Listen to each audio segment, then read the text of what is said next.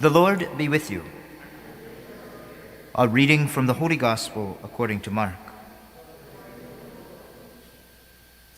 One Sabbath, Jesus and his disciples were going through the grain fields, and as they made their way, his disciples began to pluck heads of grain.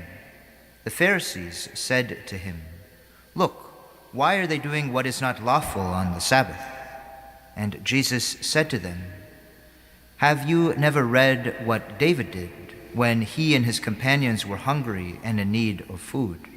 He entered the house of God when Abiathar was high priest and ate the bread of the presence, which it is not lawful for any but the priests to eat, and he gave some to his companions." Then Jesus said to them, "The Sabbath was made for people, and not people for the Sabbath. So the Son of Man is Lord even of the Sabbath." The Gospel of the Lord.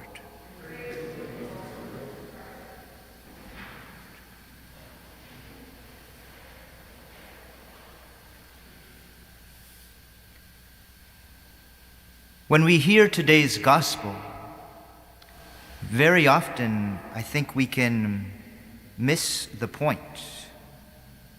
It seems like our Lord is in some ways kind of being hippie and saying, "Just follow your heart, man." But our Lord is condemning the Pharisees indeed for their rigorous rule following. But since our Lord has established now his church, we are called to follow the rules of Christ very carefully. It's not enough just to have good intentions. We must follow the law of Christ, established and laid out by the church. But following the rules of the church is not enough, and in some ways it misses the point. I remember at seminary when I would get up very early to pray and beat other seminarians to the chapel and feel very righteous and holy about that fact.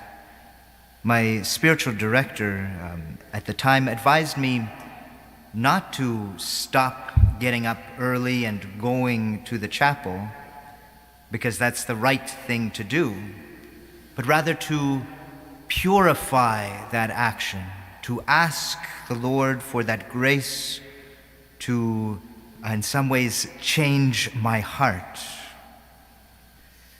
We hear about the calling of David, where he is anointed. There's many things we could say about David, but the one thing that the Bible repeats regularly, that the Lord speaks of David, he says he was a man after my own heart.